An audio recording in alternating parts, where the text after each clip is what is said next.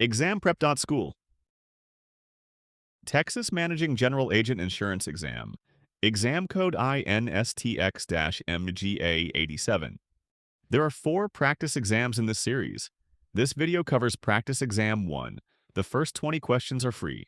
In this video, we will be covering the following major categories for Practice Exam 1. Commissioner and TDI regulatory powers. Definitions and licensing. Insurance terms and related concepts. Marketing your unfair trade practices. Personal and commercial lines rules. Policy provisions and contract law. Property and casualty coverages. Risk management and underwriting concepts. Texas-only programs and associations. Workers' compensation statutes. Let's walk through the format. I'll read each question and its choices. Let's get started. Question 1. Which of the following statements best defines pure risk in the context of insurance? A risk measured by the variability of investment returns over time. B, a risk that can result in financial gain, loss, or no change in financial position. C, a risk that is entirely eliminated when transferred to an insurance company. D, a risk involving only the possibility of loss or no loss, without any opportunity for financial gain. A countdown circle appears in the top right. Once it completes, the answer is revealed. You can pause at any time if you'd like longer to think. If you'd like additional practice covering more topics, see the description for our book.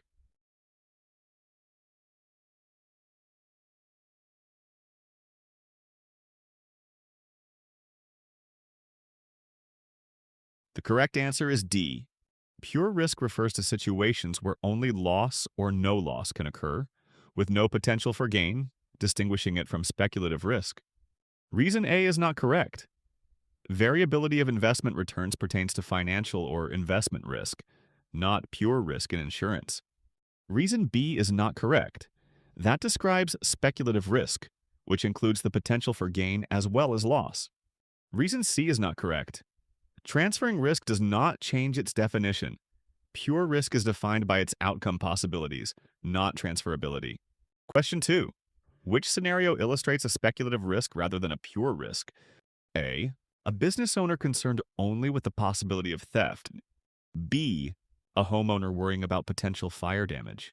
C, an investor buying shares anticipating a rise in stock value. D, a tenant uncertain whether a flood will occur.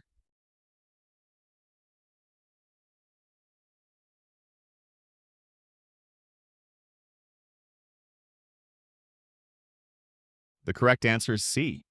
Speculative risk involves the chance of gain as well as loss. Purchasing stock for potential profit exemplifies this type of risk. Reason A is not correct. Concern about theft is a pure risk scenario without any potential gain. Reason B is not correct.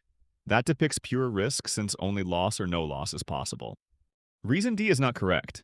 Flood risk is pure, involving only possible loss or no loss. Question 3. Which of the following is an example of a physical hazard in property insurance?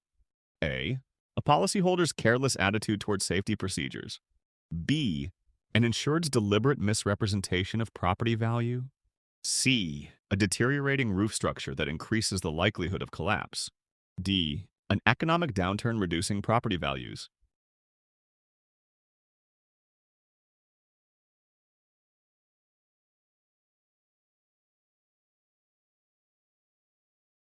The correct answer is C. A physical hazard is a tangible condition or situation that increases the chance or severity of loss, such as structural deterioration. Reason A is not correct. That exemplifies a morale hazard, reflecting carelessness in attitude. Reason B is not correct. That indicates a moral hazard involving intentional misrepresentation. Reason D is not correct. This describes a financial or economic risk, not a physical hazard. Question 4. Which circumstance best indicates a moral hazard in insurance? A homeowner neglects routine gutter cleaning believing they are covered. B, an insured inflates the severity of a submitted claim. C, a driver speeds on icy roads unaware of brake condition. D, a business experiences losses due to market fluctuations.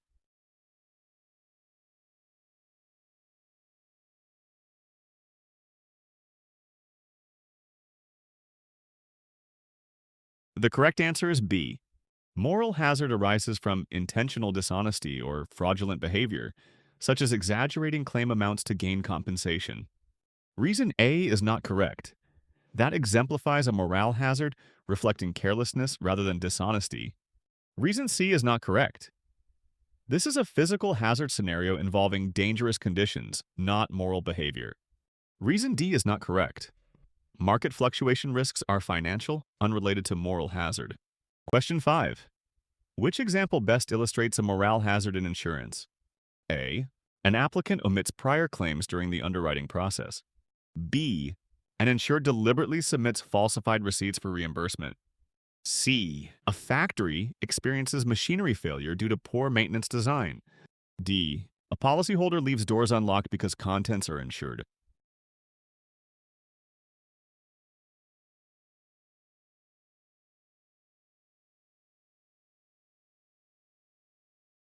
The correct answer is D. Morale hazard stems from carelessness or indifference, such as providing less care when protection is assumed through insurance. Reason A is not correct. Withholding information involves dishonesty, a moral hazard indicator. Reason B is not correct. That depicts moral hazard involving intentional deception. Reason C is not correct. That is a physical hazard as it arises from machinery condition. Question 6. Which of the following is an example of a legal hazard in insurance? A. A policyholder's failure to install a security system. B. A state statute requiring higher building safety standards. C. An insured's tendency to exaggerate claim values. D. A property located in a region prone to flooding.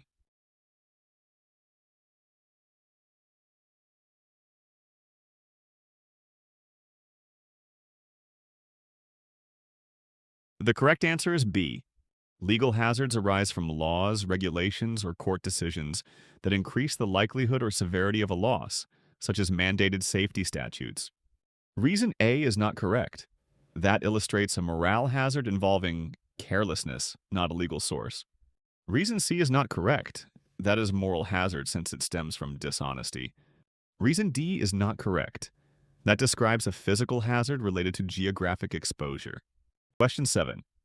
A mid-sized woodworking company discovers that its in-house finishing process using solvent-based paints poses a high risk of employee respiratory injury and potential OSHA violations. After evaluating various control measures and finding them insufficient, the company decides to outsource all painting off-site to a specialized contractor. Which risk management technique is the company employing? A. Risk retention. B. Risk transfer. C. Risk reduction. D. Risk avoidance.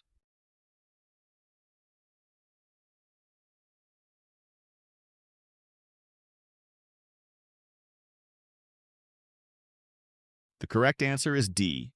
This option is correct because the company eliminated the in-house painting activity entirely, thereby avoiding the risk rather than retaining, transferring, or reducing it. Reason A is not correct. This is incorrect because the company did not choose to keep and self-finance the risk, but instead discontinued the activity. Reason B is not correct. This is incorrect because the primary action was to eliminate the risk source rather than merely shifting liability to another party. Reason C is not correct. This is incorrect because the company moved beyond reducing the hazard and completely removed the in-house painting process. Question 8. Which of the following best represents the principle of indemnity in insurance? A. Pays the full replacement cost of property without depreciation. B. Restores the insured to the same financial position as before a loss. C. Provides a predetermined amount regardless of the actual loss. And D. Allows the insured to profit from a covered loss.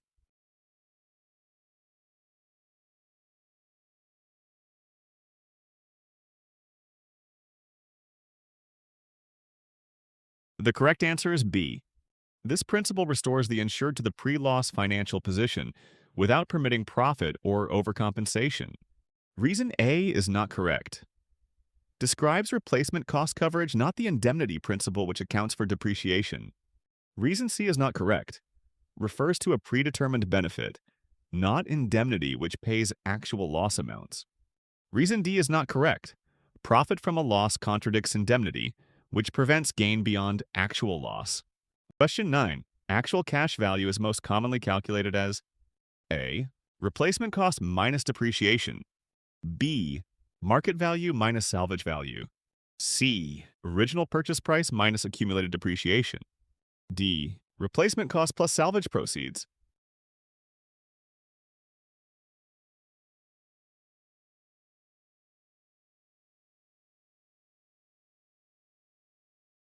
The correct answer is A. Actual cash value equals the cost to replace property at current prices minus depreciation at the time of loss. Reason B is not correct. Market value less salvage is not the standard ACV formula, which uses replacement cost and depreciation. Reason C is not correct. Original purchase price is outdated. ACV uses current replacement cost minus depreciation. Reason D is not correct. Adding salvage proceeds is incorrect. Salvage reduces claimant's net recovery, not adds. Question 10.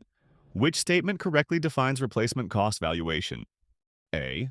Covers cost to restore property to original condition minus depreciation. B. Reimburses expense to replace damaged property without deduction for depreciation. C. Pays the market value of property immediately before the loss. D. Provides a predetermined amount agreed upon in advance of loss.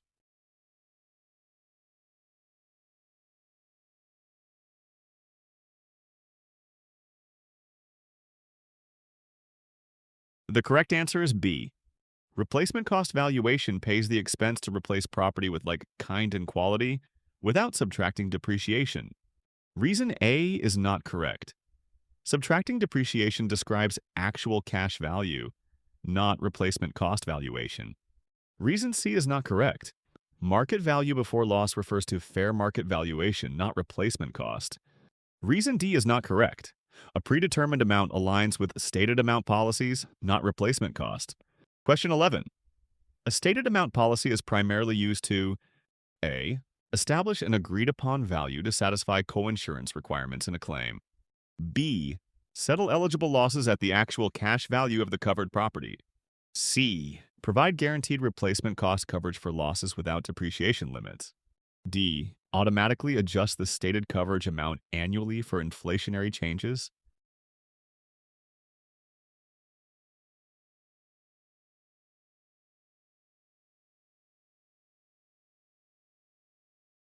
The correct answer is A.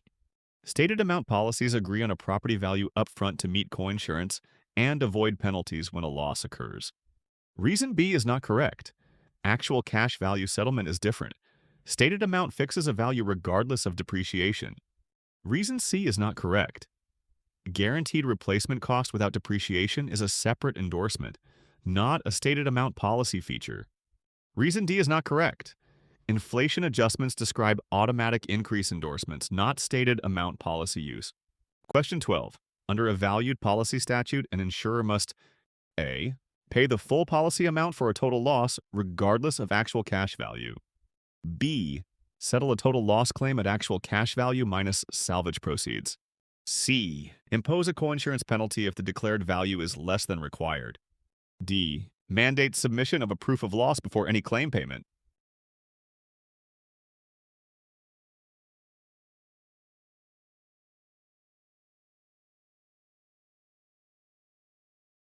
The correct answer is A. Valued policy statutes require payment of the agreed face amount for total losses without considering actual cash value deductions. Reason B is not correct. Actual cash value minus salvage is incorrect.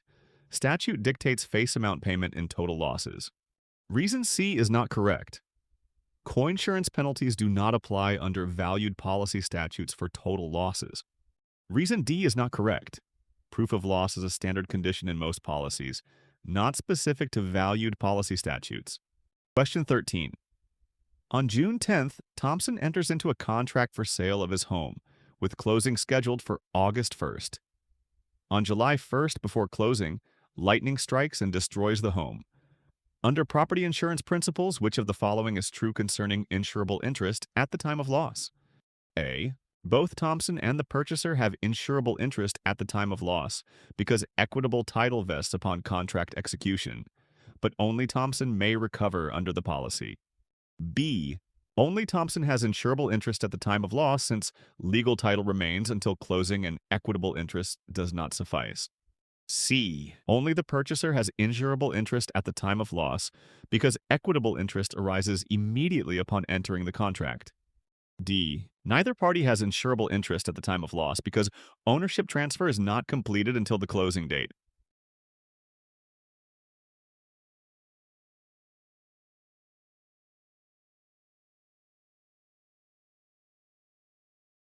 The correct answer is A. The correct answer is that both parties possessed insurable interest at the moment of loss because a binding sales contract creates equitable title, but only the named insured under the policy can recover the proceeds. Reason B is not correct. This reasoning ignores that equitable interest arising from contract execution satisfies insurable interest requirements even without legal title. Reason C is not correct. This over-attributes recovery rights to the purchaser under a policy to which that party is not a named insured. Reason D is not correct. This mistakenly ties insurable interest solely to formal title transfer, rather than to equitable interests established by contract. Question 14. Which of the following best describes the functional replacement cost valuation method in property insurance? A. The cost to rebuild a structure using materials identical in design and quality. B. The replacement costs less depreciation for physical deterioration. C. The fair market value of the property immediately before the loss. D. The cost to repair or replace damaged property using modern materials of similar utility without depreciation.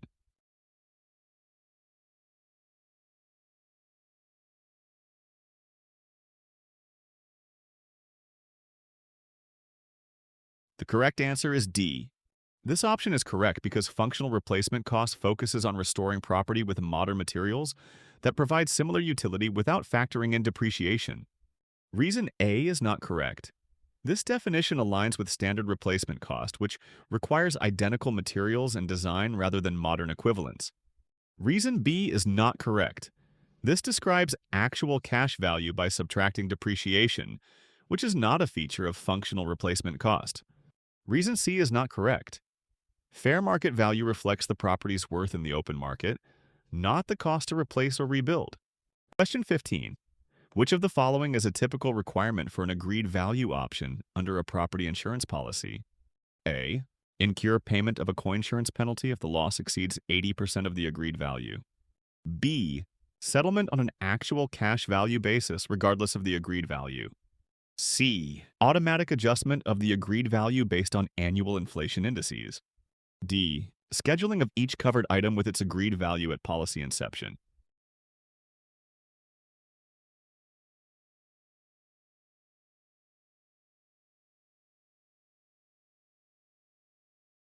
The correct answer is D. This option is correct because an agreed value option requires that all covered items be scheduled with their agreed values at policy inception to waive coinsurance. Reason A is not correct. A coinsurance penalty does not apply when an agreed value option is in effect. Reason B is not correct. An agreed value option ensures settlement at the agreed amount, not on an actual cash value basis.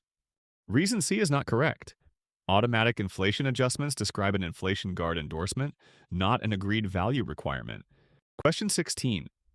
An inflation guard endorsement on a property policy typically provides which of the following benefits? A. Waiver of coinsurance requirements during periods of high inflation.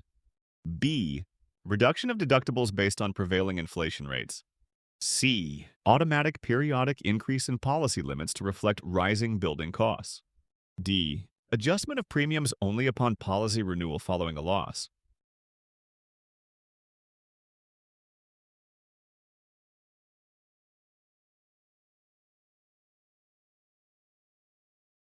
The correct answer is C.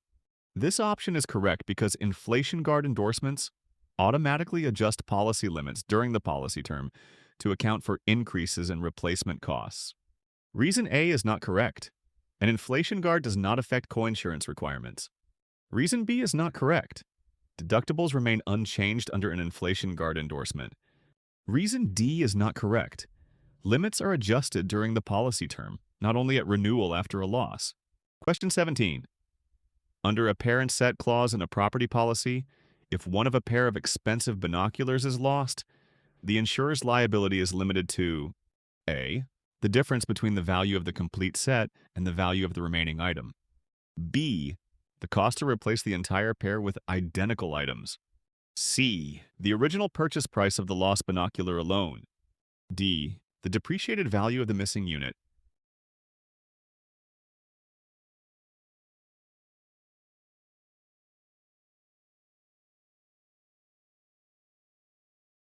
The correct answer is A.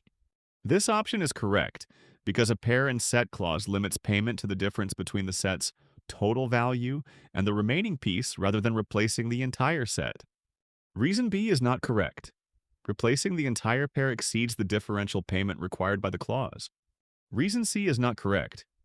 Payment is not based solely on the lost item's original purchase price without comparing set value. Reason D is not correct. Depreciated value alone does not reflect the set's differential under a pair and set clause. Question 18. A homeowner's policy includes both a standard $1,000 deductible and a 2% hurricane deductible on a dwelling limit of $300,000. For a covered hurricane loss totaling $15,000, the insurer would apply which deductible amount? A. $6,000. B. $1,000. C. $7,000. D. $0.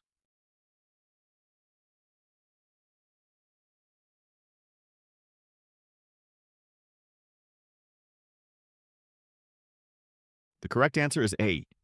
This option is correct because hurricane losses are subject to the percentage deductible of 2% of the dwelling limit, which equals $6,000.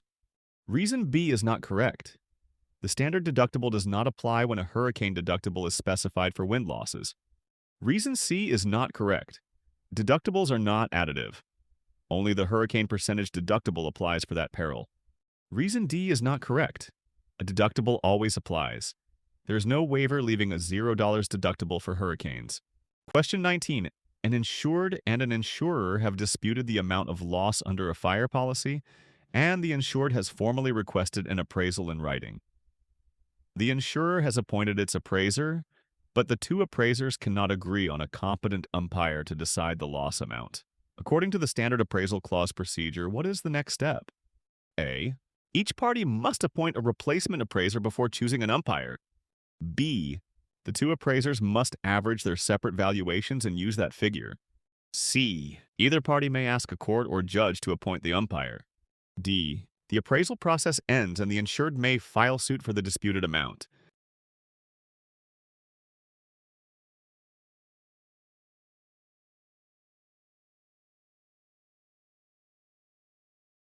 The correct answer is C.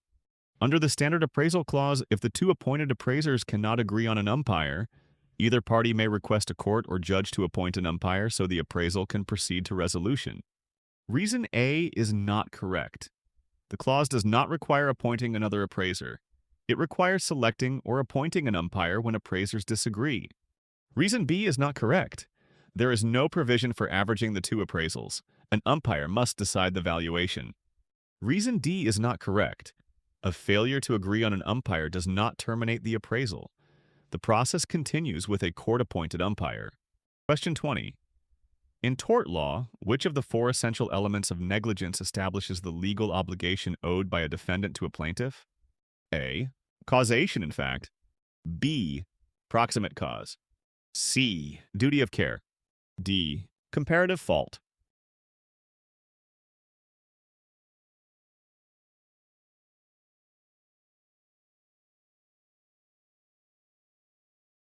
The correct answer is C.